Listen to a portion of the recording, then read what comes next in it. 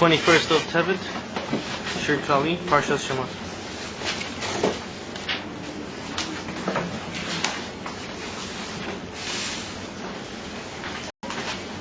Alright, so turning Parshas Shmos.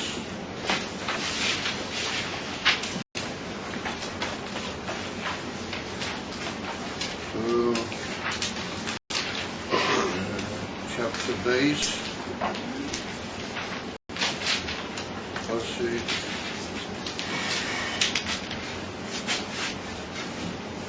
Yudav Shlishi.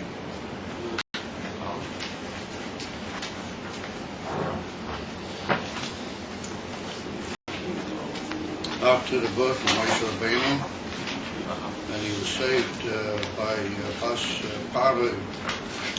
The whole thing is the Posidosis, the story of Moshe Rabbeinu's birth, and he's being put in the Teva, and so on.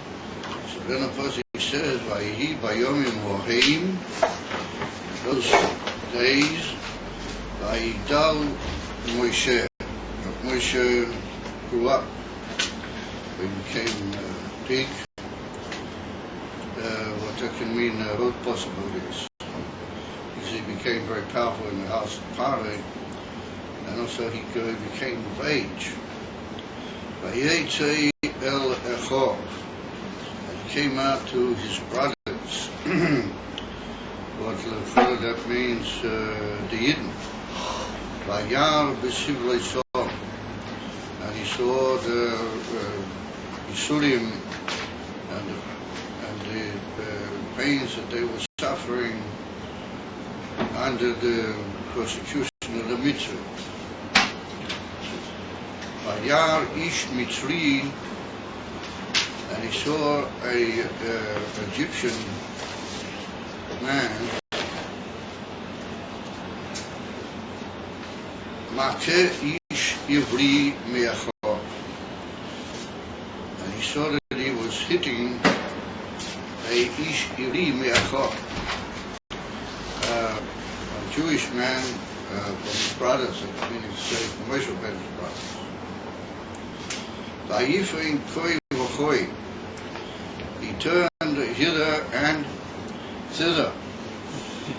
He looked all around. Vayar ki ein ish, and he saw there was no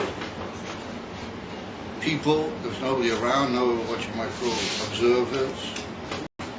Vayach es ha-Mitzri, and he smote the Mitzri. Vayitmenehu b'cheu, and he covered him over with the sand. Vayetze b'yom hasheni, the next day, came out. V'hinei shnei anoshim ivrim nitzim, and he saw two Yidden, that they called Hebrew people, quarreling. How do you call it in Yiddish? Schlagen sich einer mit die andere. Vayemer lo Rosha, and he said to the wicked one, or to the one who appeared to be a Rosha, Lama saker reyecha, why should you hit your neighbor? Why should you hit your friend? Vayemer, and he said to Moshe, Mi sochal ish tzar v'shefeitol, who made you that you're like some form of a ruler or a judge over us? Halahorgeini atoimer, are you intending to kill me? Kasher haraktas ha-Mitzri, like you killed the Egyptian. Vayar, and Moshe saw, Vayiro Moshe, and Moshe feared. He took that to heart in a very anxious way. Vayemer ochein neder hador. It would appear, however, that the thing has become known. And therefore, Vayishma Parah as Hador Hazeh, it would appear that these two guys were not very pleasant guys, unfortunately, despite the fact that they were Yidden, and they they dropped a hint, or they threw remedies to Paro about the whole thing. Vayivakesh laharius Moshe, and Paro wanted to kill Moshe Rabbeinu for it. Wanted to execute him for having killed one of his subjects. Vayivrach Moshe mipnei Faroi, and Moshe had to flee. Vayeshev be'eretz Midian, and he went over to the land of Midian. Vayeshev ala Ba'ir, and then started a whole series of other inyanim, which are not so much our particular concern of. But Moshe fled to Midian. So when we are misbehaving in the absolute simplicity of this whole union, we just take ourselves as a purely, what you might call naive and uninformed reader. However, we are informed enough to know that Moshe Rabbeinu has only just been born, and we've just learned that he was saved from the river. He was taken into the house of Paro by Bas Paro. And he's just beginning to grow up. He's reached his adulthood, and he's also reached greatness in the house of Paro. It's written that he had a very high position in the house of Paro. And Moshe Rabbeinu goes out to his brothers, and the first thing we see in the whole Torah, the first story in the whole Torah, telling us about Moshe Rabbeinu's deeds. What does Moshe Rabbeinu do? And the first thing is we see he smokes another human being. Right on the spot, in a matter of a few words, without tremendous lead-ups, Moshe Rabbeinu, how do you call it? Exactly. He puts another person to death on the spot, and even to the point of concealing the matter. He hides him in the sand. The whole series of inyanim. So I mean, that's a pretty amazing thing for the Torah to begin with the mivchar ha'enushi, the choice individual of all human races ever since man has been created until the end of days. Moshe Rabbeinu is mivchar ha'enushi. And yet the first thing we see in the Torah, we just hear a few words about Moshe Rabbeinu. He's only just grown up. First thing is he smites another human being, and very good. Digs a hole in the sand and hides him in there. Next thing is we hear Moshe Rabbeinu goes out the next day, and he meets up with two Yidden. And what are these Yidden doing? They're having a machlekes. Unfortunate thing by Yidden. And to the point that they're acting violently one with the other. And the first speech we hear in the whole Torah from Moshe Rabbeinu, the first words that we hear from Moshe Rabbeinu, Lama sakerecha, why should you do a thing like that? Why should you hit your fellow man? What is that? So that already does click deeply with our picture of Moshe Rabbeinu. Moshe Rabbeinu would begin his whole series of diburim, which later we hear ribui diburim from Moshe Rabbeinu. He should begin his whole diburim with a shaila to a fellow Yid. Why should you strike your fellow Jew? It does that, yeah, makes sense. But to our great pain, the person answers Moshe Rabbeinu, not only with lack of derech eretz, but with a threat. That don't worry, we already know what you did yesterday, and watch out for us. And Ein Lechanami, it gets to Paro.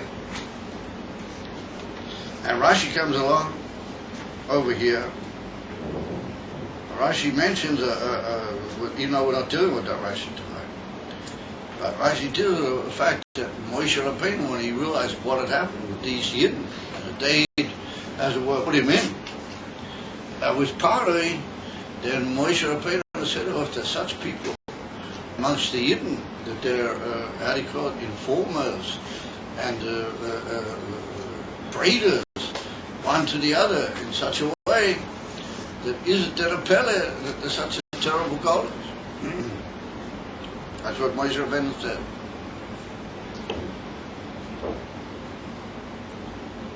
However, we need to be misbehaving.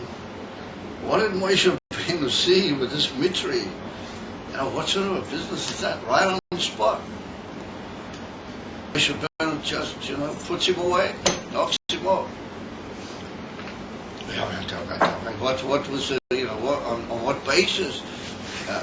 Even to according to the laws of the Sheva Mitzvahs B'nai Noach, you can't just knock off a Ben Noach. There has to be some sort of a bezdin or something. Some sort of a shofet or a judge of a bezdin. Even by the B'nai Noach, they have to have batidim. They have to set up batidim. So it was Pari, he was the king. Doubtless he had some sort of courts or something. Bring him to court, to report something, get him put to death. Here, hold these Chayav Mizeh, put him to death in the Bati Din of the B'nai Noach. Maybe they didn't have it. It's very strange. It's just right on the spot without any thoughts about it. I didn't Misa of a Ben Noach. And then this whole business that occurs, the whole clash that occurs with the two Yidden, the next day also demands a sort of an explanation. What are these two guys up to?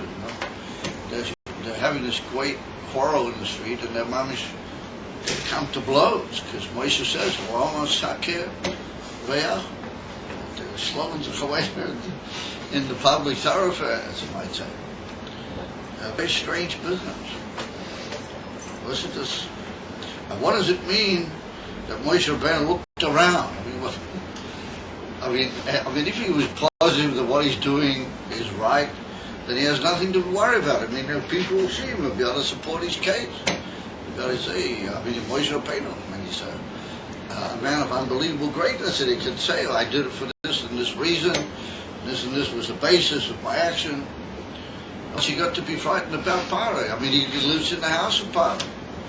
He's even looked at like Pari looked at him like some sort of an adopted relative, or first it was, because he made him a leader over large parts of his household and his arrangement of all of his inyanim. So I'll tell you, just explain things to Pari. But this was my basis for having doing it. Well, it was the whole. What you might call hocus, I don't know what is the expression hocus pocus, but they're hiding him, and then it gets revealed, and the Moshe says, we give out, they already know about it, I have to flee, listen. Very, very puzzling business. So if we study Rashi, then we're going to find that it becomes even more, the plot thickens, things get even more puzzling and present us with other factors that we have to take into account. So it comes along, Rashi says that he saw Ish Mitri. Let's start from there.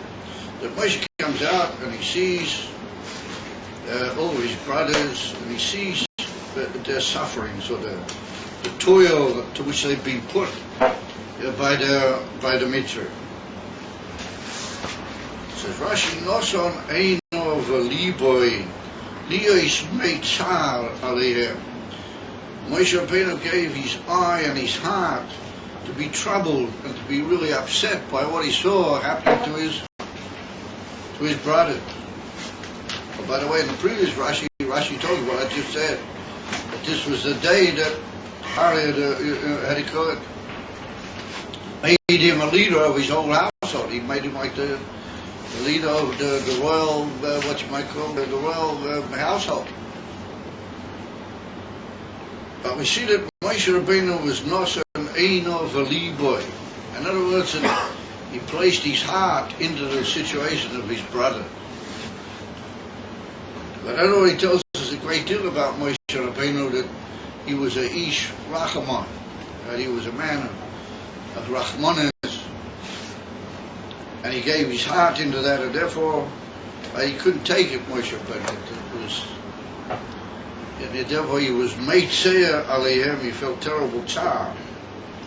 And he sees this Ish Mitri, so he was Noigesh Hoyo, he was one of the how do you call it, the leaders, that their job was to inflict or to demand of. Noigesh means somebody that he comes to and he demands of you certain ways of behavior, certain debts that you, as it were, you are chuyuv to carry out.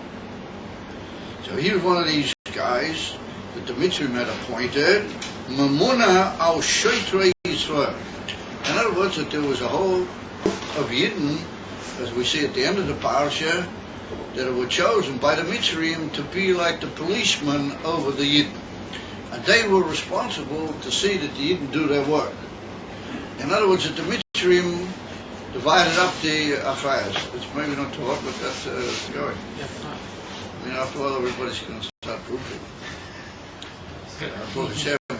Maybe we can say, well, nobody's actually grouping per se at the moment, which is a good sign.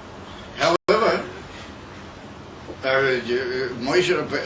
these guys that were called Shoitrei Yisrael, the Mitzrim divided up the responsibility. The Mitzrim made a whole group of people who were called Noigsim. These Noigsim, they were like the Balabatim over the people who demanded the daily work from the Yidden. Who were they? They were Yidden. They were called Shoitrei. They were like the policemen of the Yidden. In other words, that the Mitzrim, as it were, passed all the really unpleasant, demanding work into the hands of the Yidden. And all they did was they would come around and stir and push the Yiddish policemen to see that everything be got out of the poor old, what you call, ordinary line Yidden. And so therefore Rashi says that he was one of these, this Ish Mitri, he was one of the Noigsim, that his task was to demand from the Jewish policemen that they get all the work done. In other words, the people actually, unfortunately, forced and stooped the Yidden in the actual field of the work were Yidden. But they were forced and stooped by these Noigsim. And therefore, at the end of the parasha, it said that the Shoitrei Yisrael were the ones that Pari called. But these Yiddish policemen, they were the ones that he called in and complained that things are not going the way he wants, etc., etc. And those who really suffered all the terrible Yisurim from Pari's extra demands and the whole thing were these Shoitrei, these leaders of the police force of the Yidden. So they, as it were, they were, to use the expression, they got it bad from both sides, or to use another expression, they copped it from both sides, because the Yidden were terribly embittered with them that they kept demanding of them. But they said, we have no better because the Mitzrim are stooping out. So therefore, what did he used to do, this Noigesh? He used to, V'hoyo ma'amidom mikreis hagover. He used to go around into the houses and get the Shoitrei Yisrael up from the sleep, mikreis hagover. But that means the calling of the, what do you call him? The male hen, what's he called? Rooster. Turkey? Rooster. Rooster, right. Grace Hagover, the calling of the rooster. Because we know, we make every day a bracha when we, from the Bethel Hashachar, Anoisin la Sechvi, what the word Sechvi is another way of calling this rooster, or whatever he is. Lahavchin ben yom uvein layla. He makes a special cry at the moment of the appearing of the morning. And that's called Kreis Hagover. But it's also interesting, he makes a call also at Chatzos Laila. The real roosters, they also give a call around about the time of Chatzos. I remember I used to go out regularly to a yeshiv in the Shomron. But we have to mention the word Shomron with a prayer, with a deep request to the Eibishter, that he be mefer atzas Rishoyim, that he should be mefer the terrible plan of the Rishoyim to throw all the people, Chovos Polos, out of the Shemar. That's already getting nearer to action, morning time. However, I used to go out there, and there was a guy there, he had one of these, he had hens, how do you call them?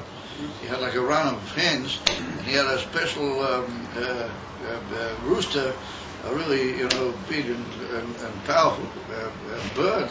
It was a rooster, and he was very proud of this bird, and it, mamish, boo, Chatzos Laila. It used to let off this big, whoo, whoo, whoo, and then in the morning also. And I lived not far from him. I used to stay at a little apartment, which belonged to a certain person that he let me use this apartment, and I could hear it clearly. I could hear the Kreis HaGover. Anyway, that's the Kreis HaGover. So he used to come around, this Neugeis, and he would wake up the Yidden Sheitres, well, from their sleep.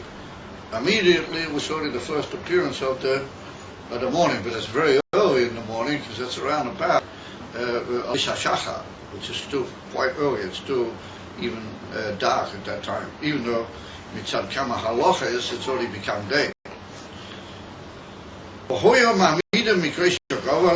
That they should get up to their work.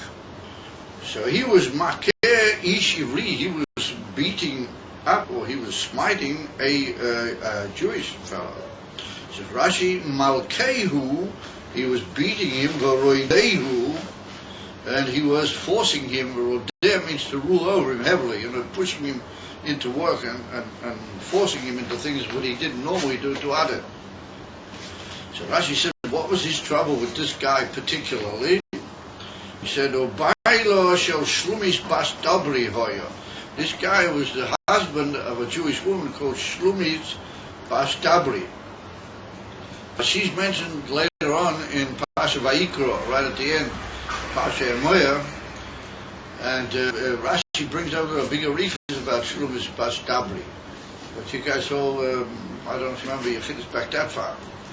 But what Rashi brings over there is that all the Jewish women were very, very sneerstic, and they were not involved in anything that could be compared to anything improper with all the mitzvahs, with all the goyim and everything around them, except for one lady that she was a dabranit, because she was a talker, and that's why she's called Dabri Bas Dabri, because she was a talker. And she used to always be, even if Mitzrayim guys walked past, she would say, "Oh, how are you guys today?" and so on and so on. And so she got herself eventually into trouble. What was the trouble? Rashi mentions it here briefly. Rashi tells us here briefly what it was. So she said this woman was Shlomi's Pas Dabri, and this man that he was beating up the Mitzri the whole time, he was her husband. But not so Eino Bo. The Mitzri, he placed his eyes upon Shlomi's Pas Dabri. So that's what Rashi said. Why did he place his eyes on her more than others? Because she was, he was too talkative. Or Balayla, and one night he came into the house, and he got up her husband. He said, you got to go out to work early tonight. He went back into the house, and he had relations with his wife, and she thought that her husband had gone out, but he came back. At the first moment that it occurred, she was called Ananusa. She was not to blame, because she thought it was her husband. Rashi says over there, why did this happen? Because she'd been too open with all the people around the place. And afterwards, her husband, the Yid, he came back into the house, and he understood that something had happened. When this Mitzri saw that he had that he understood what had happened, in other words, he knew that the Yid had realized what he had done. He used to beat him and force him into work the whole day. In other words, he realized that he knew what he'd done, so he beat him up the whole time. So really sort of unfortunate and unpleasant type of situation. So we see here that there are two million. Why does Rashi have to go and tell me that very grim story, a very unpleasant and grim sort of thing, for Rashi to go out of his way to tell me? So over there, in the end of Pasha Vayikra, where we're told about the whole thing, and it all gets mentioned, so we can understand there's a point in going out of the way to tell the whole background, to explain what occurred, etc., etc. But here, why does Rashi need to go into detail that this Mitzri is hitting the Yid, because he knew that this whole sort of grim parasha. Why does Rashi need to tell me all that? In other words, that Rashi wants that we should know, as part of our background information, that this guy, this Mitzri, was a man who'd been guilty of improper relations with a Jewish woman. And that's going to be enough committed that'll have some Indian in what Rashi's trying to explain to us as we go on. That's what we have to understand. So that he was not only hitting him, which that itself is a forbidden thing for him to do, but he had a reason why he was hitting him, which was that he'd had this improper relation with his wife. Vayifen koi v'koi. So Moshe Rabbeinu turned around, he looked hither and thither. Ra masha osoloi b'bayis, u'ma osoloi b'sadeh. Rashi says he looked here and there. So what's that?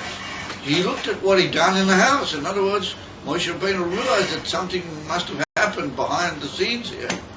We have to say that Moshe used what was later going to be a tremendous inyan in his life, his Ruach HaKodesh, that he had this tremendous sensitivity to divine inyanim.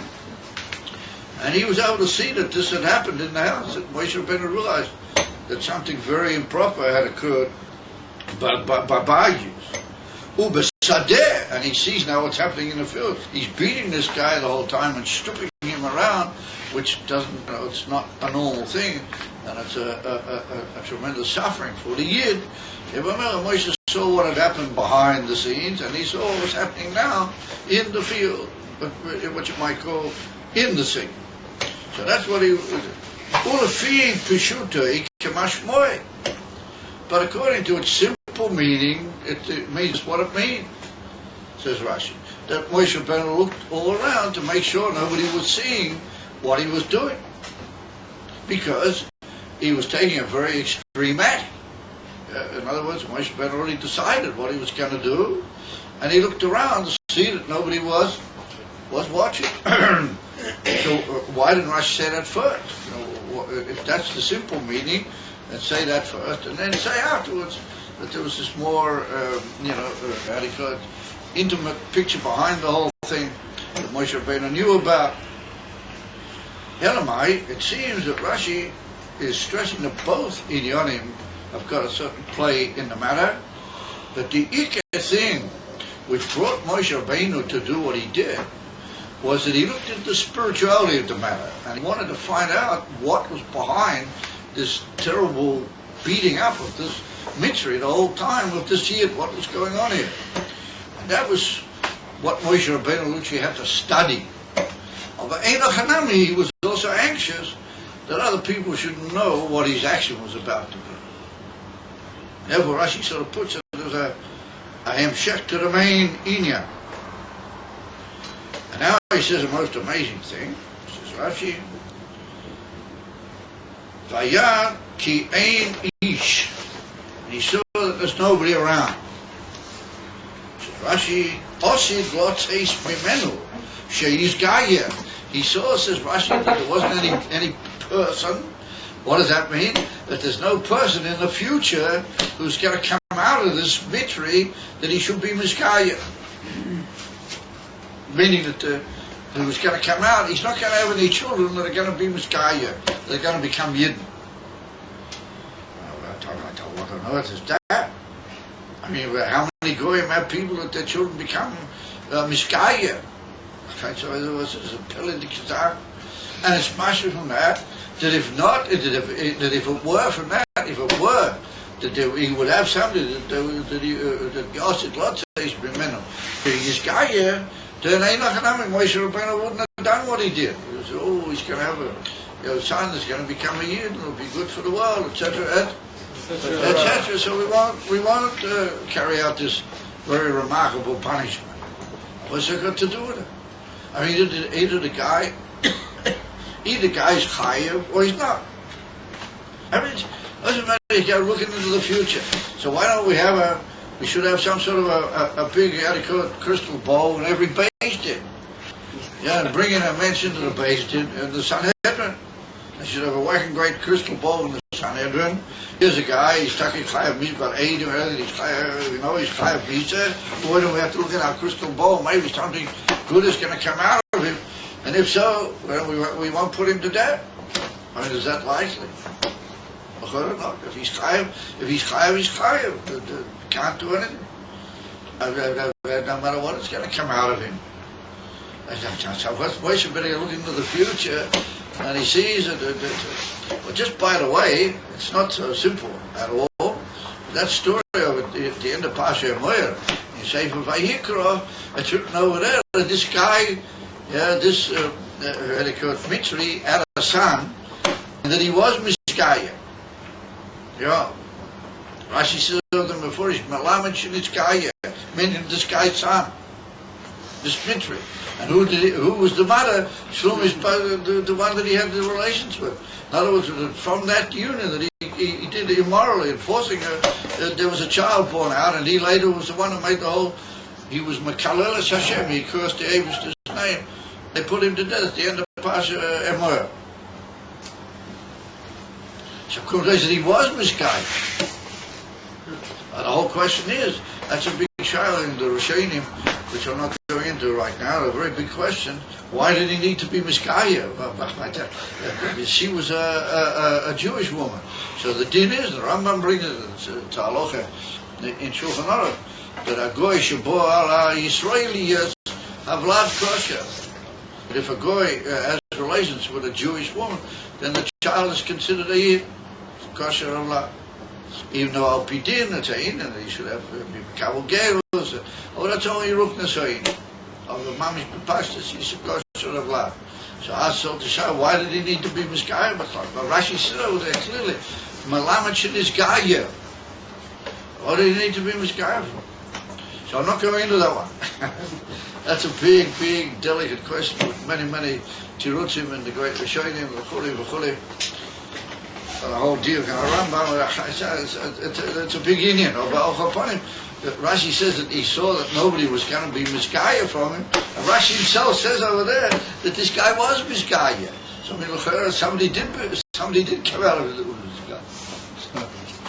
You really do it. Well, maybe it's not as complex as what it sounds. But anyway, it's an interesting question. So it comes along. But I mean, in our text over here, it's very not understandable. What's Moshe Rabbeinu bothered if he's going to have a son as a Miskaya? I don't know, was it an Amshimina? I mean, he's a Indian. If he's chayav, he's chayav. If not, then leave him alone.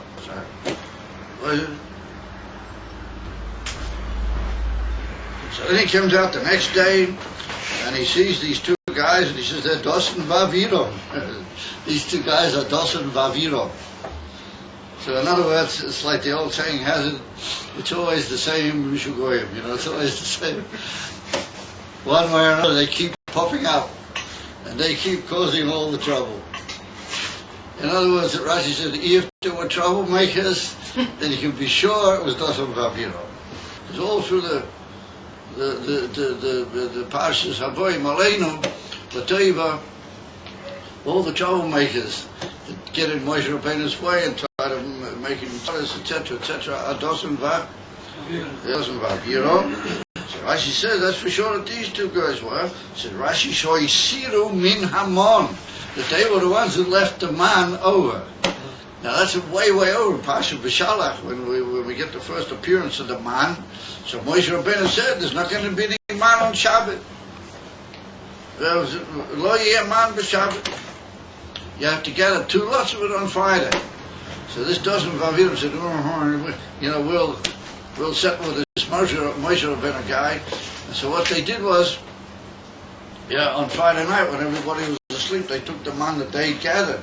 They pinched man from other people while they were asleep. They went out into the field and they spread it all around in the field. The Tosam Vavira, and they wanted to show the people get up in the morning and they'd see that the man had come down on Shabbat.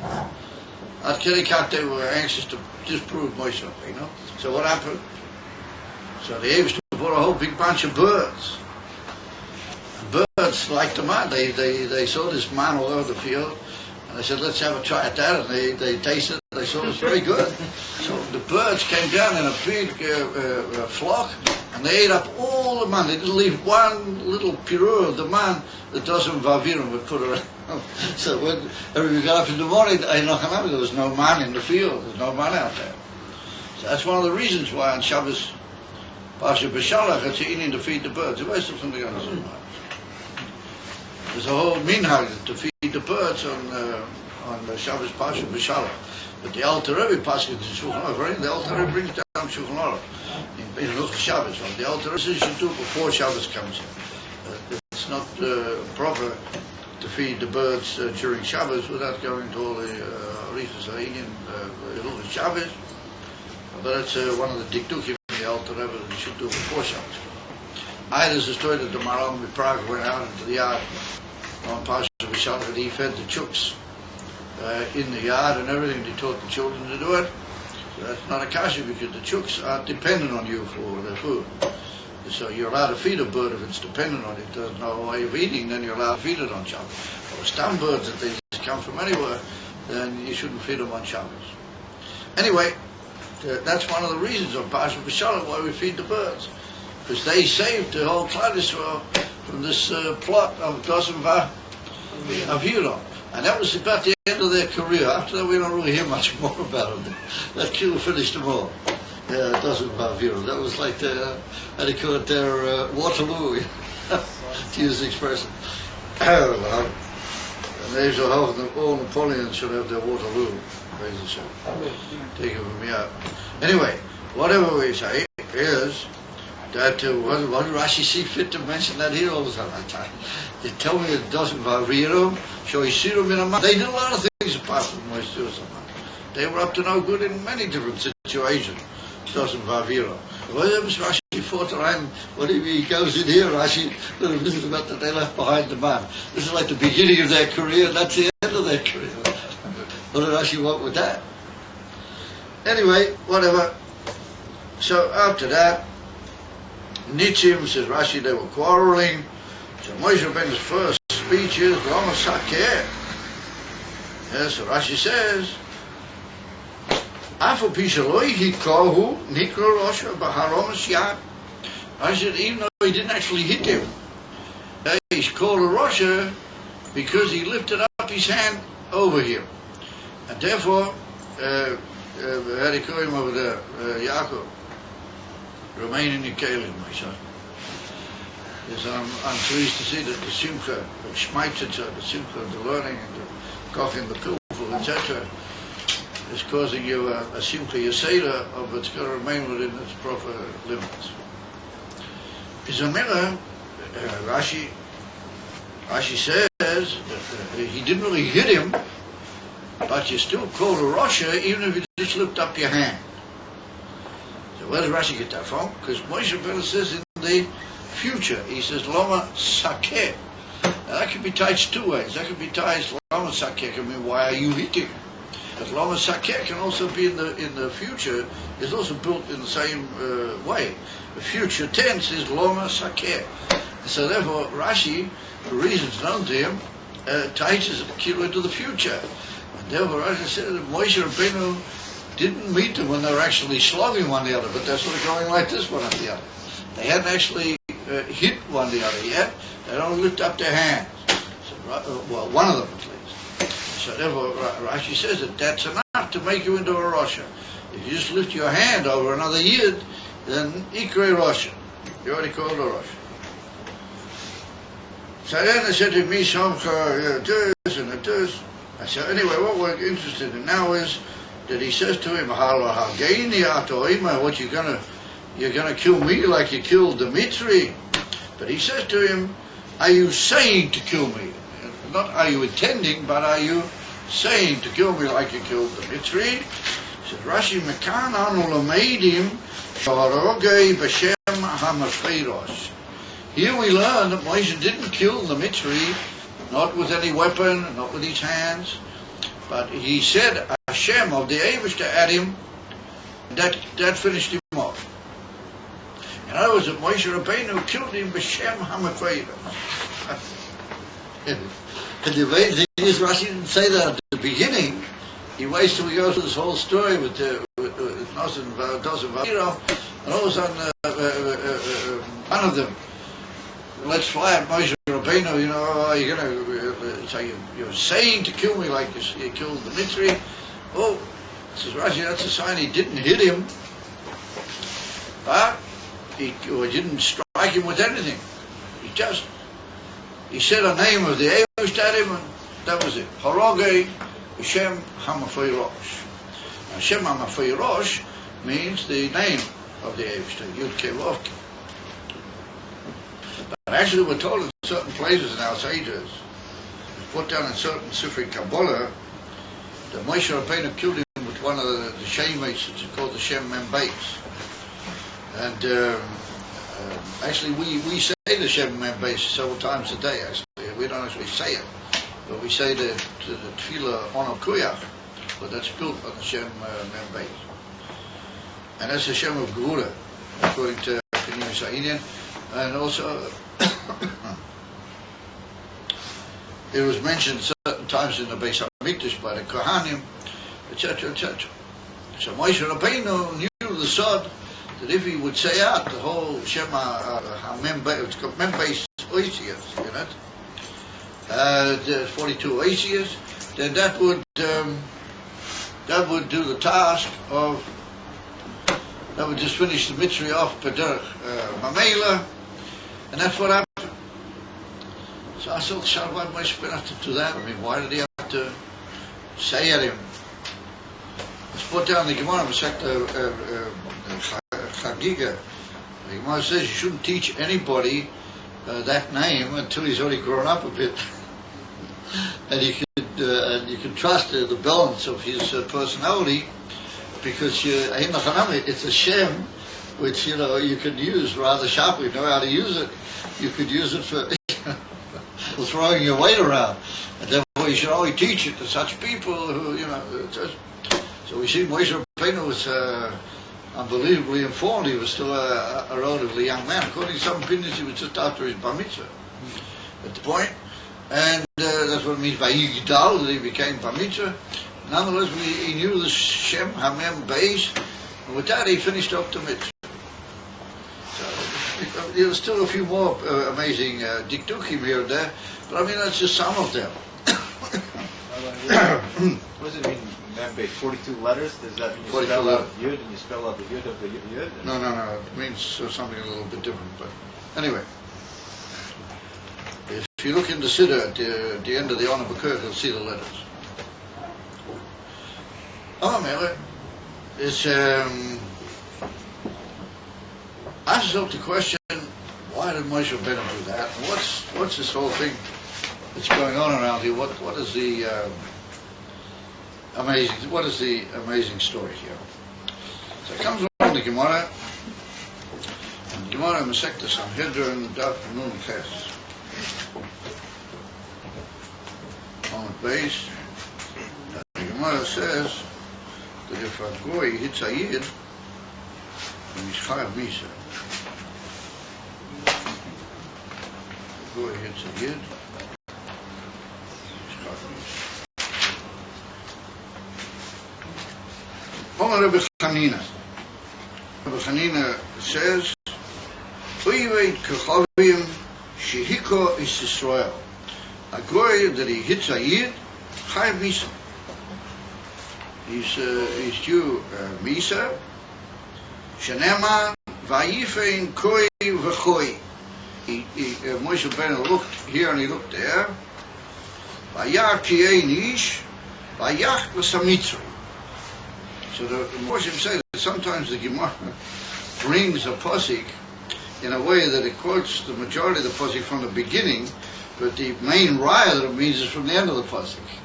And those words don't really teach us that the Goy is Chayav Misa, just that Moshe Rabbeinu looked around. The Ikas were the last words, and therefore somebody wrote that in a square bracket in the Gemara here. That makes it easier for us. Kiei Nish, Vayachas HaMitzri, and Moshe smote the Mitzri. And so we see from that a Goy, that he hits a Yid, is Chayav Misa. It doesn't say he kills him, but he hits him. If he hits him, then he's Chayav Misa. And then a bit further on, we meet up with that whole thing that the Gemara says over here, that Omar Shlofish, Hamagbiya Yodei al Chaverei, somebody goes like this, at another Yid, Afu Pishaloi Hiko, even though he didn't hit him, Nikro Russia, he's called a Russia.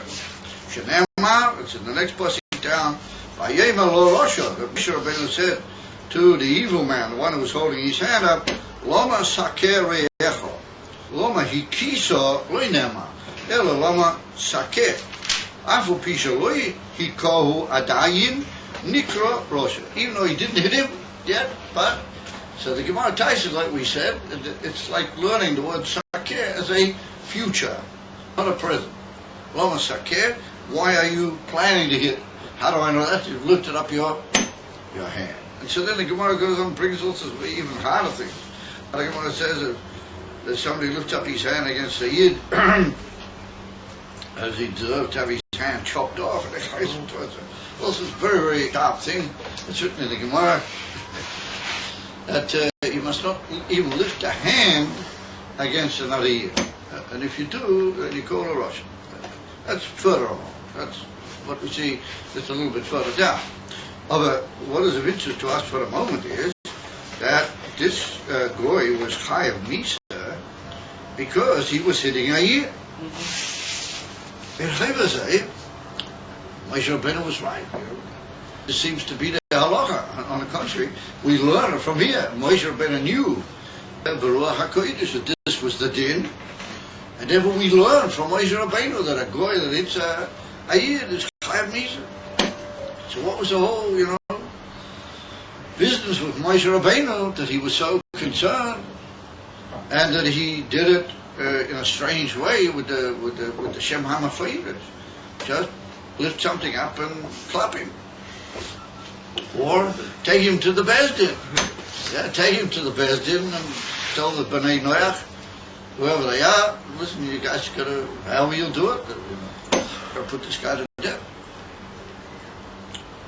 So, comes on the Marsho over here in the Gemara Masechta Sanhedrin, and Marsho brings the Rambam. Now, the reason I'm bringing the Rambam is that the night before last, or the night before, was the Yortzeit of the Rambam. Kof Te'ivis, the Yortzeit of the Rambam. So I said to myself, somehow or another we have to bring a Rambam in this class. And sure enough, I learned that Gemara also now, and then I looked into Mashur. The Mashur brings the Rambam, he makes the job easy for us. So the Mashur brings a Rambam in Perek Yud, Mehuchas Malachim. It's right near the end of the Rambam, with a few chapters further, the Rambam talks about Mashiach. Anyway, the Mashur brings down this Rambam, and the Rambam says,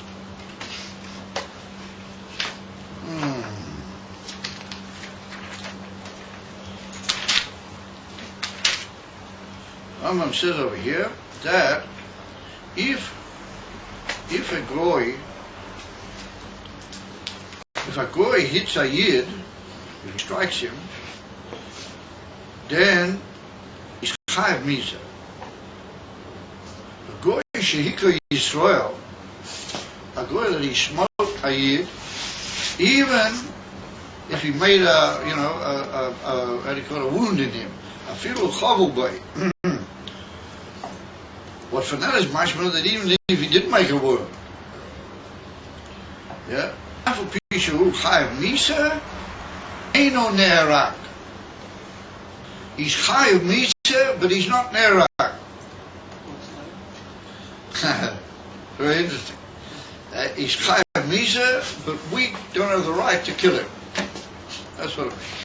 In other words, we as Beis Din of the Bnei Noach, or wherever we are, or if we're a Yiddish Beis Din and we have power over the Goyim at that particular time, then we, says the Rambam, we can't kill him.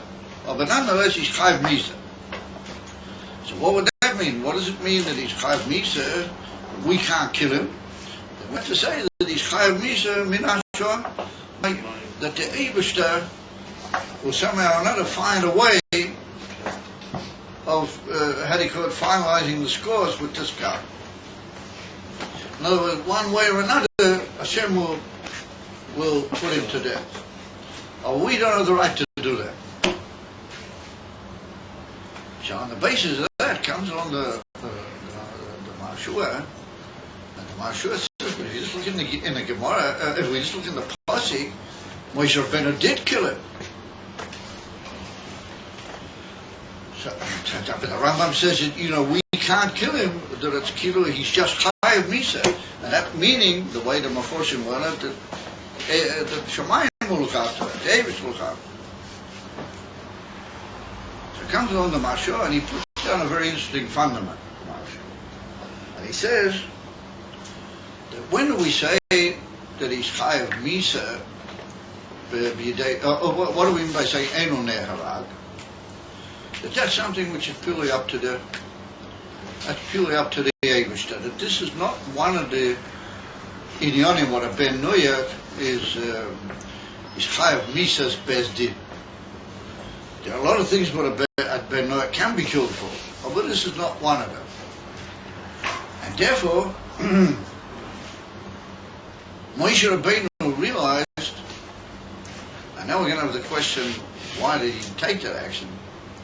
That in a case like this, there's no way that you could actually put this guy, this Mitzri, there's no way you can actually put him to death als din Beis Din from Bnei Noach. Whether that be a Yiddish Beis Din or a Goyish Beis Din, you can't put him to death als Beis Din, because that's the halacha. It's a kilo halacha, but it's only a halacha b'dei Shemayim. In a far, Moshe Rabbeinu took a very amazing step. Moshe Rabbeinu said, Im Kain, if it's a din in Dinei Shemayim, then let's do it Shemayim Dik. Let's do it. We'll do it Minashah. We'll do it Minashamayim. And therefore, says the Mashah, that's why the opinion in the matter, what Rashi doesn't bring that stuff, that one certainly killed him for Shema Mafayidach, that's in a Medrash Rabbah, in Shmos, in the Medrash Rabbah. But the interesting thing is there's two different opinions. There's even three opinions. And one opinion is that he picked up a rake, which picked up a rake and beat his brains out with it. Now they stay in the Medrash. And then the other opinion, Rabbanan Amru, the majority of the Rabbanan, and they said,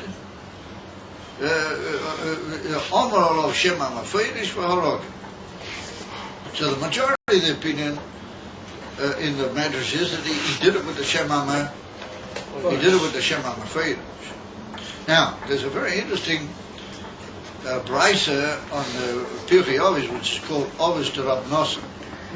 That's a long brisa from later Tanoim on the Pirkei Avos, and it's got many chapters. Pirkei Avos only got 5 or 6, and this has got about 48 chapters. And it's all different detailed brises and detailed statements about the main inyanim in Avos de Rab Nosson. However, in Avos de Rab Nosson, in chapter 20, the Mishnah over there gets onto this whole thing that happened with Moshe Rabbeinu, that he killed the Mitzri. And it's written that Moshe Rabbeinu, Yifen koi v'koi, he turned hither and he turned thither. Says the Ovis to Reb Nosson that he looked to see where were the Malachi Ashores. He stated the Ovis to Reb Nosson. And he looked here and he found one group of Malachim. And he looked over there and he found another group of Malachim, Mamish Malachim, Malachi Ashores. And he said to the Malachi Ashores, what do you guys say that I should do with this? This Mitzri. So it's written that the Malachi Ashores said to him, Haroig, you should kill him. Yeah. That's what they said. So Moshe Rabbeinu said, well, you guys are the Malachi Ashores? Yeah, if that's what you said. Then, here we go. And Moshe Rabbeinu killed him, but he did it b'Shem Amar. He did it b'Shem Amar for you. I stated in the Ovis to Reb Nosson. So according to the Ovis to Reb Nosson, Moshe Rabbeinu deliberately turned to the Bezdin Shomayla. He turned to Dinei Shomayla. Because he realized that Mamish B'Dinei Adam, and therefore the Rambam makes very good sense. And that's one of the ways, the equal ways we can answer the Rambam, because Moshe Rabbeinu killed him. And it's not written in the Torah that he killed him b'Shem Amar. So how come the Rambam just says that, you can't kill him? So therefore, if we learn like Rashi, then we got a very good reason why he killed him.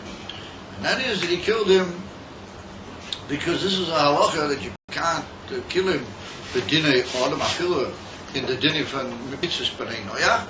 You have to do it with the Bezdin Shomayla. And therefore Rashi says, the Ovis of Rav Nosson says, that Moshe Rabbeinu made a whole inquiry by the Malachim. And he carried out the din. However, it's a little hard to say. And so therefore, he did it purely mitzad. And therefore, Moshe Rabbeinu's killing him with the Shem Amafoidash is considered a Misa B'Yedei Shomayim. It's not considered that he killed him according to Bnei Adam. According to the Bezdin Shomata, he didn't ask the Bezdin Shomata. And the Rambam says that according to Bezdin Shomata, you can't do anything to it. You have to wait until Bezdin Shomayla does it. So that's a question that we're going to have to ask. Why did Moshe Rabbeinu take this tremendous? Why was he so anxious to mix in here? And he asked him, what are we going to do with this guy? And just leave it alone. If that's the halacha, Moshe Rabbeinu for sure was aware that there is such a halacha, then leave it to Bezdin Shomayla to look after. What did you have to go and Davki take action? That's an interesting question we're going to have to deal with. But l'choira, Rashi went out of his way to tell me two things. Rashi tells me that not only this guy was slogging the Mitzri for just nothing, he was doing because he had this whole relationship with his wife. And comes along the Chizkuni, but he's one of the great early Rishonim, and the Chizkuni, he says the reason why Moshe Rabbeinu killed this guy was purely because of that. Because Moshe Rabbeinu realized that he'd had these relationships, and a goy that has improper relationships with another man's wife, then that's called Gilei Arayos. And that a goy is Chayv Misa B'Bezdin. So therefore, according to the Chizkuni, it can happen interesting cheshbon that maybe Moshe Rabbeinu could have even maybe killed him without the Shem HaMafayim, because he was doing it purely mitzad the dinim of this guy had an improper relation, and Rashi goes out of his way to mention that. Rashi goes out of his way to point out that he in effect did know that this had happened, but his Kuni mentions only that. And Rashi mentions both. Rashi says that he was hitting him, and also this other part of it was there as well. So Rashi can say, well, the reason he killed him was because he was over, how do you call it, Arayas. So maybe we could answer on that one, what ain't a That's a good answer. But, we could say that maybe that's not the real reason, but it's killed like an additional reason for Moshe Rabbeinu to want to take action. But he couldn't take action according to Bezdin Shel B'nai Noach or Bezdin Shel Israel, because Moshe Rabbeinu only knew that Baruch. He never actually saw it happen. He didn't have any aidim. He didn't know the cloud that had happened. He only knew it Baruch HaKodesh. So therefore, it's hard to say that he could paskin anything on that basis to kill him. So hitting him, he saw him hit him. So therefore, Kilo al Satzira for both of these inyanim, Rashi says that Moshe was anxious to punish this guy because he knew that this had happened, and he saw the inyan of the Hakor. Always mitzad the Rambam, pure mitzad Hakor, you can't kill him. But Moshe Rabbeinu wanted to get at him mitzad Dini Shammai. And I know also with that he would be koilu this whole inyan of the fact that he had relations with this guy's wife. So therefore we can suggest Rashi brings both of them to help us work out why did Moshe Rabbeinu get involved in this whole thing? Leave to the Din Shemai. No, he knew what sort of a guy this guy was, and he knew what he'd been involved in. And remember, that's an additional inyan which led Moshe Rabbeinu to want to become involved. Therefore Moshe Rabbeinu asked him, Allah asked Jody, what should we do? And I said, okay. Isn't that halacha that if you're going to judge someone, you can't judge them for anything, you can't be doing anything else in that they're not currently doing, like you can't be doing anything else aside. Well, I mean, there's nothing that you're currently doing. Everything we judge in the business is something that's already been done. I mean, like you can't be doing in something, like there's a case where there's no witnesses or anything, you can't bring that in to try and say what the stuff is. That's why Moshe didn't kill him with Dini Odom, because of that. But Moshe Rabbeinu used that as an extra inyan here, that this guy was due al kaparim on punishment via Deishomai. So it becomes the plot becomes thicker. Why did Moshe Rabbeinu get especially involved here? And therefore he killed him b'shem ha'mafayrish, which is like a din of Shemai. And Mamela, it'll be good if we say that he killed him, even with a weapon.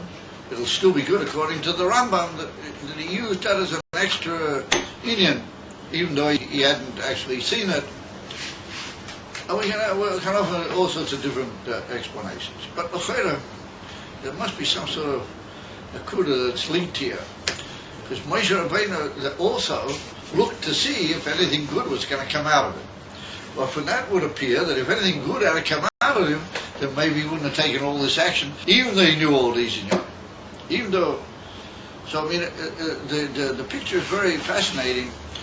According to Rashi, how does the whole thing, how does it all work together? So some people want to answer like this. And they want to say there's a Mefurish out there, and they always do Rav Nosson, but he comes up with an interesting idea, and he brings a Gemara in Masechta Brachos, with a very interesting Gemara over there about Rabbi Yeshua ben Levi. And he lived in it just shows you, even in the old days, people had choras from neighbors, things like that. It's not an up-to-date thing.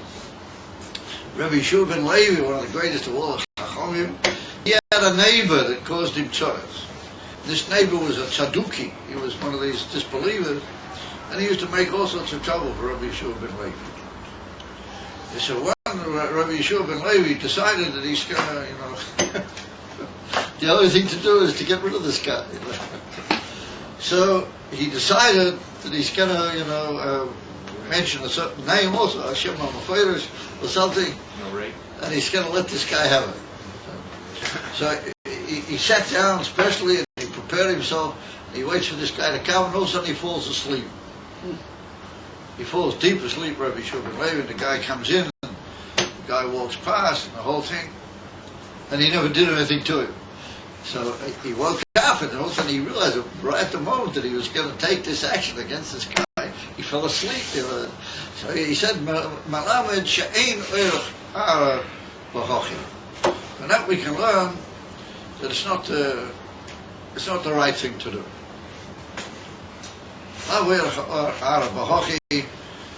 And so therefore he wasn't allowed Min HaShamayim to kill him with the Shem HaMafeiris.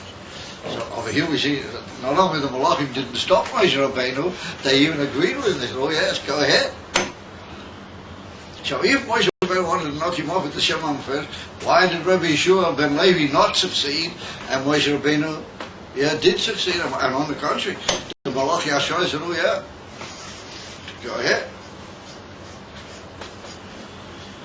So he answers a teretz, which is a little bit of a shver teretz, but let's say it though, because it does teach us something. I mean, it's got a very interesting point of it. And he says that since this person by Rabbi Yeshua ben Levi was a tzadduki, then his main problem with tzaddukis are people that they don't believe in the Eibishter. They don't believe, they claim they do, but they don't really, because they don't believe in Torah, they don't believe in Torah Shebal Peh, and they got all sorts of other, like the Karaim, something like these guys later on in history. The Rambam came out so furiously against them. The whole story of the Chaim HaKodesh. You guys don't know the whole story. They're here. They're still here, no? They're here, where you guys go to the old city, a lot more than what I do. Yeah. There's a shul there, and they're a Chaim HaKodesh. But I don't know where it is now exactly.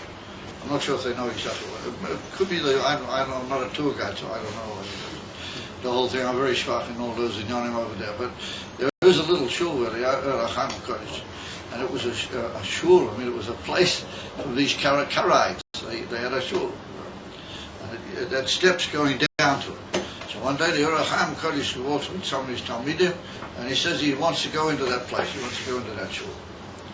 So all the talmidim said, I want to go into that shul. What on earth? So he said, yes. So after the door was open, the Chaim walks in, he starts going down the stairs, all of a sudden he pitches down the stairs, runs tremendous, and he falls, and he came out alive, he fell very heavily down the stairs, and I couldn't do it.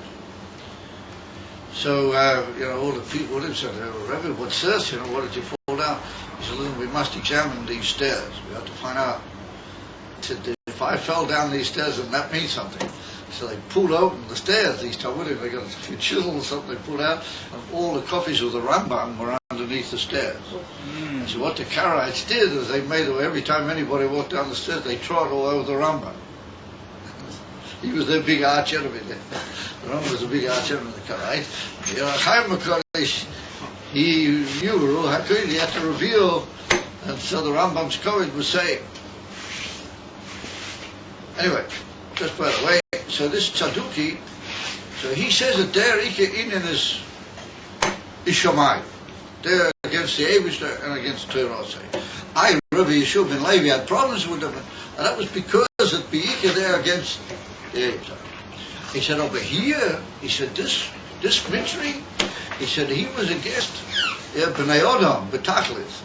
And his whole existence was to chipper with other people and with their things which are purely their precious inyonim.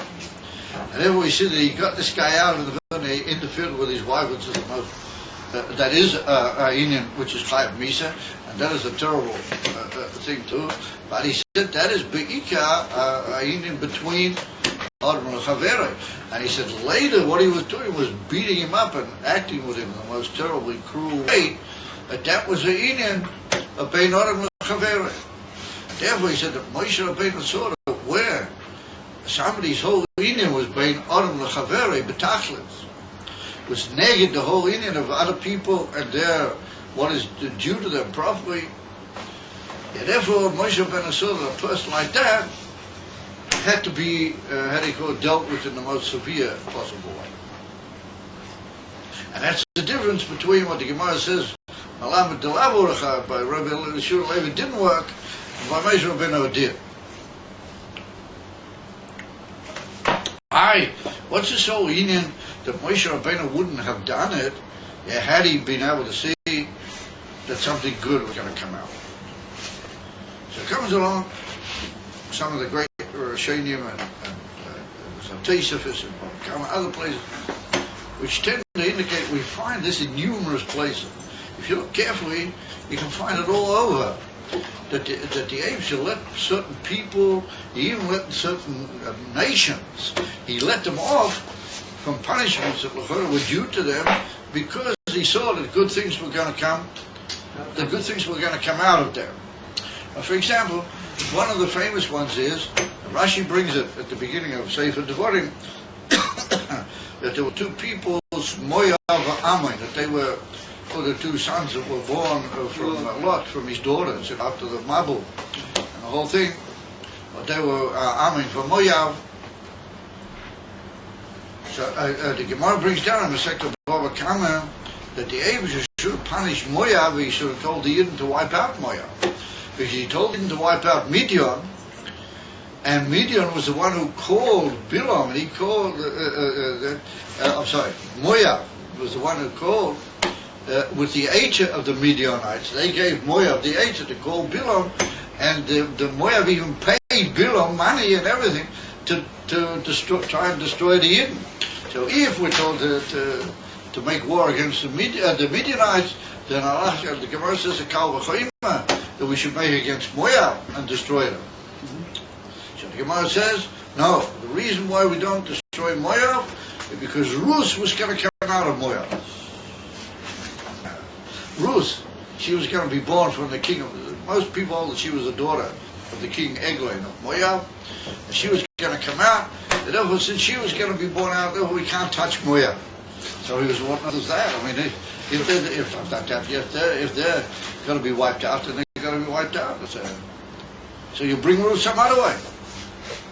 No, we see that Ruth was going to, the Gemara says over there, Preda Achas, or Shtei Preda, two beautiful flowers which are going to come out of Moav.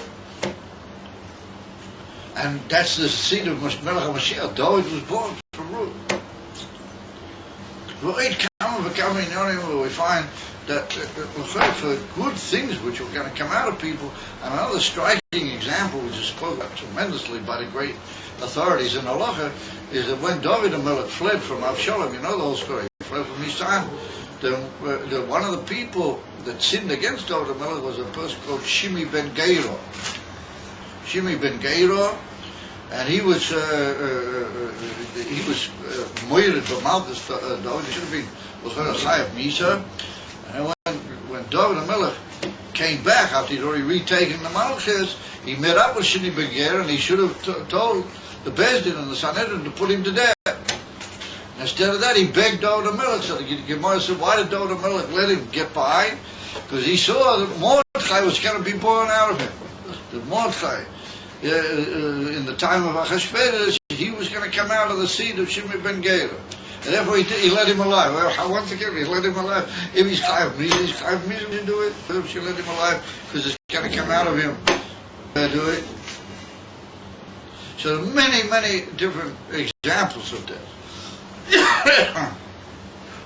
And therefore, there's certainly the great Meforshim, they find that in every case where those sort of things happened, it wasn't mamish purely midin beira 100%, but that whole thing with Moav was a kal v'chema, and then we have a klal that ain't uinshin, you can't punish somebody mamish mikoyach hakal. You can assume different halachas, but you can't mamish punish.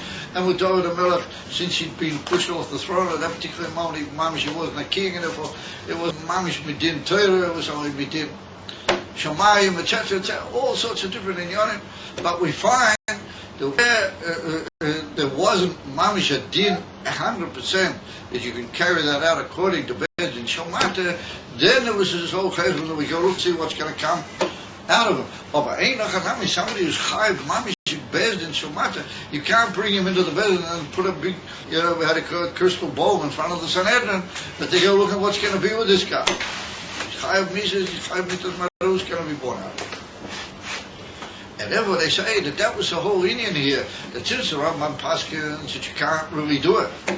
Yeah, you can't really cause Misa be a day Beis Din. It's only a day Shomayim.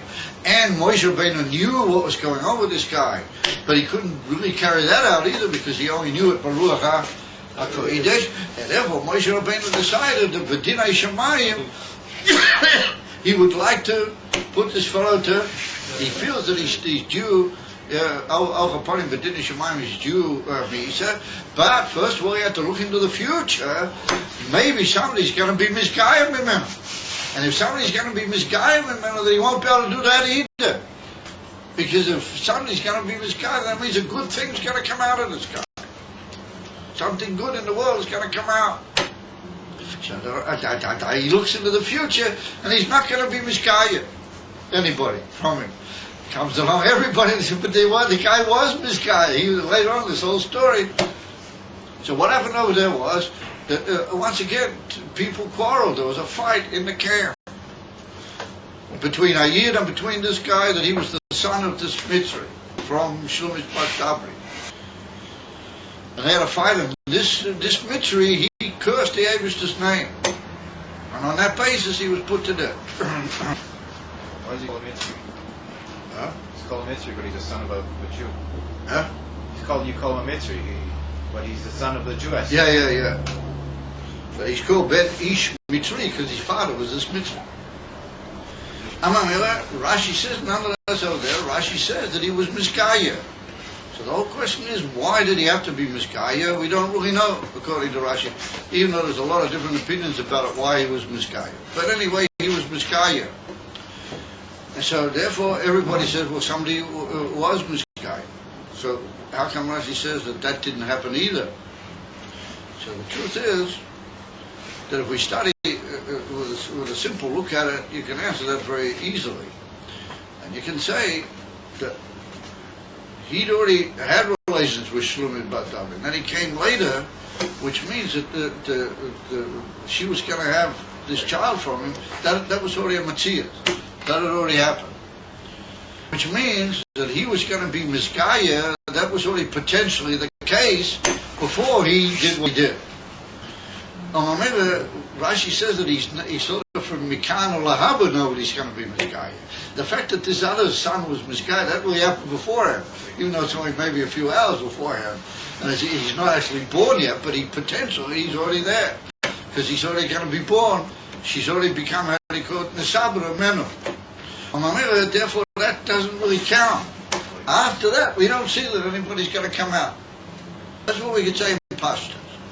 We could say even deeper than that. We could say that even if we'll say Afila, we will say that he was Miskaya afterwards. Or if we look what he did, that he cursed the Eibishter's name. And according to some great authorities, he didn't just curse the Eibishter's name. Now they learn in certain Ramazim, in the Pasuk over there, that he cursed Moshe Rabbeinu also. In other words, because Moshe Rabbeinu had taken a step against his father, that he cursed Moshe Rabbeinu and he cursed the Eibush. In other words, he cursed both Hashem and Moshe Abdu. So therefore, a person like that, even if we'll say that he was Miskaya, a person like that can't be considered as somebody that will be worthwhile. That he was the one that would protect his father from Moshe Rabbeinu killing him at this point. So therefore, Moshe Rabbeinu looked into the future and he saw that even though there was going to be a Giyur, that wasn't really anything. It's not Chayit, because it was so completely and utterly Indian of what a Giyur implied. Even though that's a bit of a defect to learn like that. The truth is. Of Al Chapanim, we should say that this is the Biyur of Al Chapanim B'Musa HaTvorim. And so it remains to sort out why Rashi said in reference to these two Yidden that he finds, and the next day he finds them already slogging one the other, and the Gemara said if you lift up your hand against another Yid, even if you didn't hit him claw, you're already a Rosh.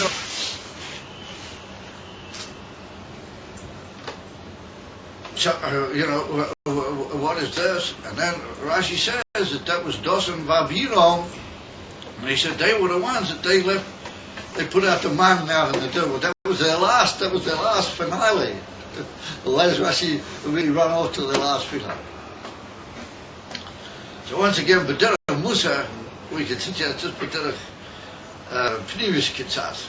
We could say that what was the Indian Bazaar?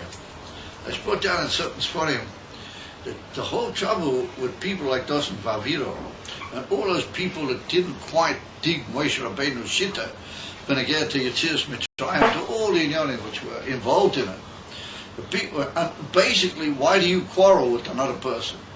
Why do you get all breakers when the other person does something to you? Because you're lacking, basically, in the whole idea of the understanding of Hashgacha Pratiyus. That's what the Alter Rebbe brings later on in Tanya. That if you really believed in Hashgacha Pratiyus, you would never get angry with anybody. And that's what he says at the end of Perek Yud Beis in Tanya, that we have to learn, the Beinoni has to learn how to conduct himself with other people from Yosef im Echor. Because Yosef had the most perfect reason to be brothers with his brothers, and in Shir B'Tachli. And when it came to Poel Mamish, nothing, no mention of it, no in Klal, only Teiv Kolayom. The Adarabah, the Pshat in Perek Yud Beis over there, if you look carefully, the Pshat is that you have to be even thankful to somebody that did you a bad turn. Because you have to have something Min HaShamayim was due to you, and he was the shliach to carry it out for you. You have to even give him a Hashakoyah. Azeh Kumtais, if everything is Hashgacha Pratiyus. So then I ask myself the question back the other way. He said, why is he chayav, this guy? If he damaged you, then he's chayav. So the Sikha from the Rebbe about that. What the Rebbe says, that's one of the inyanim, which don't have one to do with the other. Or that what you have to have a certain thankfulness to him, that he was a shliach melmayra to carry out certain things which were due to happen to you anyway. That's one cheshbon. The Eivish has another cheshbon with him. That why did he get him to do as a grimy task for you? There's a simon that deep inside there is also something that he has to give a din v'cheshbon, but tell lo yadu lanu. Exactly what that is. Of a so-called the Eivish to use him because he also got some cheshbon with the Eivish. Of a lo yadu lanu mazeh. Now, I mean, that's the inner here, but when you fight with somebody else, that's what the Alter Rebbe says in the Geras HaKodesh, in Kofei. If you slug it with another year, it's a sign that you don't really believe in Hashgacha Pratiyus. And you don't really believe that these things are due to you. And that's why the Gemara says it, Kol HaKoyes Ke'ilu Oived Avodah Zarah. If you get angry with another person, at that moment, it's like serving Avodah Zarah. Because if you really believed in the Eivish, then you would know that that was due to you anyway, beloved. Why is he punishable for that? That's not your business.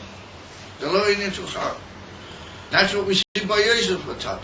He said to them, Ya Elohim chashava l'toiva, the Eivish brought out of that Hashgacha Pratiyus, that's our inyan. Look at what the Eivish brought out of it. That's our inyan. You guys have got with you a cheshbonat ain't safe. That's not our inyan.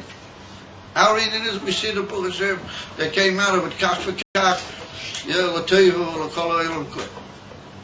In other words, that he is born in this Hashgacha Pratiyus.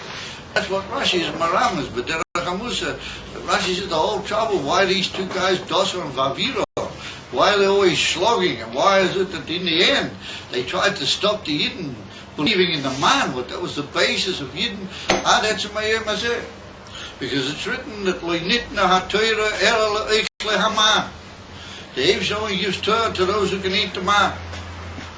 And so one of the biurim in that is that you got to believe that everything you have is like man, even though you got all sorts of reasons why you get it. Of a so-called it's like man. You got to realize that it all comes from the Eivish. The Rebbe Marash said that by Yidden particularly, everything Yidden have, which is Parnasa, is man. That's from the Rebbe Marash. In other words, most Yidden, if you look carefully, how they have Parnasa doesn't make any sense.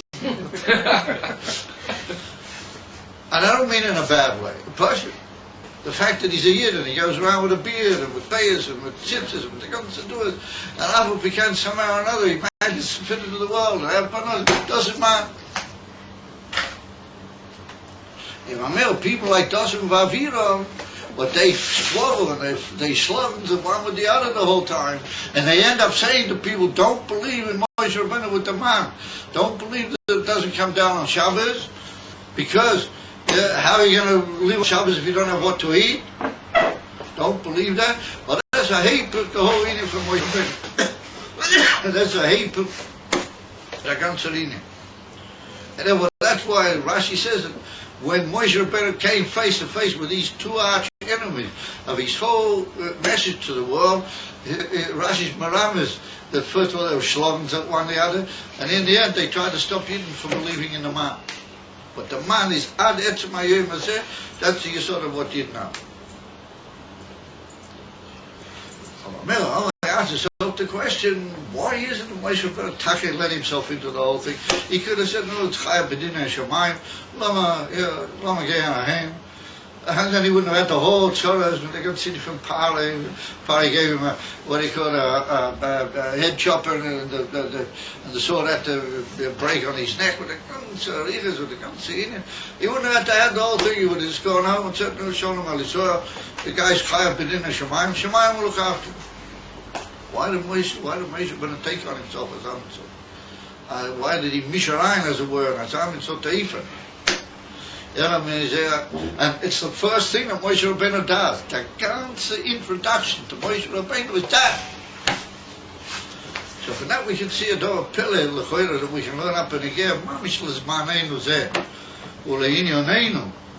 And that is that there are certain peoples, a certain mention of the world that is so good, it doesn't matter what. I feel that I'm getting from that. This is the getting from like God is to tell you.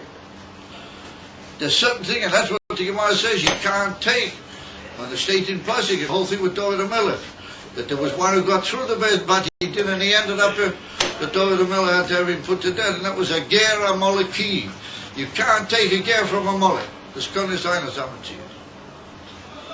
And the whole inif for Amalek is as I mean people, that the Torah says, Timche, the Eibishter, Al Harachamon, from the whole world says, Timche Zech Amalek. There's nothing to be done. You have to get rid of him. And if Moshe Rabbeinu at the beginning of his career meets up with a guy, he saw Besodeh or Bebayis, or Bebayis or Besodeh. Doesn't matter where he'll be, he's no good for the world. He did the most terrible thing that you can do to a man. Drive him out and then interfere with his wife. I mean, that's a Dova Bilti Miskabel from a Guna Shein Kamoy. And then the next thing is, they slapped him and they tried to, he's beating him and he's beating him around and pushing him and stopping him in the most terrible way. And the father said, Moshe Rabbeinu, Azamin. Even though the Rambam's right, that you can't do it, but Dinei, we haven't got the right to do it, but Dinei Bezdin, or Malachim, you guys up there, what do you guys say? Well, the Bezdin Shumaila. So the Bezdin Shumaila said to him, go ahead. So, Pidli flows from Azar. When you think about it, it's Mamish Oyam Venoira, as Amitzotah. Well, for that we see that there are certain people that just doesn't help. And the more you talk with them, and the more you try to make them into guns and good to buddies, and it's going to be this and that, they stay by theirs and they say, no, we're out to bring down and destroy the whole mankind. And that's what we're going to do, and we intend doing it. And who's the Ika of mankind? Yidden. So the first on this is Yidden. Rahman in Islam. And so the perfect example has already been in history. Those are the Daitchen. The Daitchen were such people, and they are Ad Etzem Hayom Hazeh. They're the same thing, because the Ikea shoot up in money and in all things that's backing Iran to the hilt is Germany. Everybody knows it. All the ways of them. All these unbelievable rogues that are so-called running this country. They raise them from them very well. They raise them from them good. And what's left is the Mohammedans. And it's well known that the Kloisenberg and other people they suffered in the concentration camps, they were aiding Mufuras, that the sheikhs and all the Alaba were involved intimately in the destruction of the Yidden in the gas chain. So the Mohammedans and the Nazis and the Germans are all the same thing. They're all Oyster Hadova Mamas. And all these guys, the so-called Hamas with the other Linyonim, they're all Mamish Oyster Hadova. And they know that. And therefore, even though he's running around talking to them and calling and kissing their verstunkene feet, he knows that they haven't changed one word of their original declaration, which is to destroy Yidden mi'al pnei Adon. And not they will change it. They can't, because they're like this mitzvah. Moshe Rabbeinu saw Babayis Ubesodeh. He said to the angels, what do you say, angels? And they says, dear man, go ahead. Get rid of him. And it's the first thing Moshe Rabbeinu did. The first thing that you see in the Torah.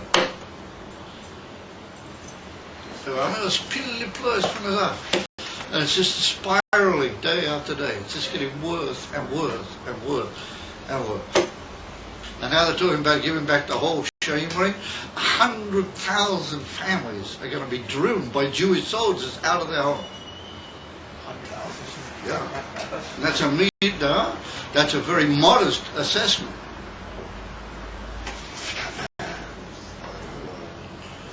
All going to be driven out by the Jewish army, or by the so-called Israeli army. And remember, that is where we're holding it. That is a situation that everybody just walks around. I can't figure it. They're just walking around. They're worried about getting another penny out of the government, with their dues, with their dues. What sort of car they're driving. They're driving and they got two of them. The one's not enough. They're going to do it. Everybody's going around. Everybody's having a good time. No. That's the way it is. And the whole thing is just gradually closing. Why? Because they didn't do what Moshe Rabbeinu says is his first act in the Torah. A guy who's a molek and he's like he is, there's nothing to be done. You ask the Malachi Hashos and they will tell you, get rid of him. That's what they will tell you.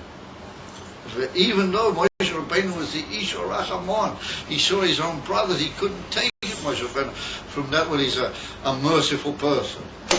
Couldn't take it. He saw what was happening to him, he just collapsed. But when it came to this guy, a guy like that, there's nothing can be done. That's the whole Indian, that they've made heroes out of these types of guys. Mamish, Oisha Indian, keep shootoy, even 1,000 times worse. And that's what's happening. What is the one and only answer is that there's a Novi that was sent to this generation. He's a Novi Godin, and he's a Novi Kodesh, and the only way out is to listen to the Novi. There's no other way out. And when it comes again, all these others, once again, with all love and respect, and they say things that don't make any sense. They just say things like boys would say, school children would say much more sensible things about the matzah. With all their big payers and all the inyonim and their tremendous hidurim with the God, I would even come to their ankles. Some of their hidurim with the big mitzvahs that they do, and the chesed was. Or when it comes lepoil, that's what they say. Divrei hevel v'shtus. Or even aki noiro, man, is dvorim mavhilim v'shtuso. But I mean, the one and only thing is to know that there's a Novi, what the Eivishter sent him. He's the Novi Hagodio, that's Melech Moshiach. And he was sent L'kol Ha'olam Kulei, not just to the Rebbe. Never said he's just the Rebbe of the Babish. He never heard that before. And yet at the same time, he never heard anybody more faithful to our Rebbeim than the Rebbe. And his devotion to his Rebbe, the Friedrich Rebbe, was unbelievable. And yet at the same time, the Rebbe was the Rebbe for the whole world. The Rebbe is the Rebbe for the whole world. And the only answer for the whole world is to hear what he says. It's got to come. It has to happen. So maybe we can say that there's no time to wait now, that everybody wake up. All we need is a small percentage of people should wake up. And a small percentage of people should say, Ad Mosai. And then they should say that Chiyuv is Yechia Melech HaMashiach. Both in Yorim together. Bilti Shum Sadu. Take it from Yad, that they'll bring the Gula Slave. Take it from Yad now. Right. It's mamish a very, very important thing. It's a very ikka thing. that whoever you meet, you must try in a nice way to tell them about Mashiach.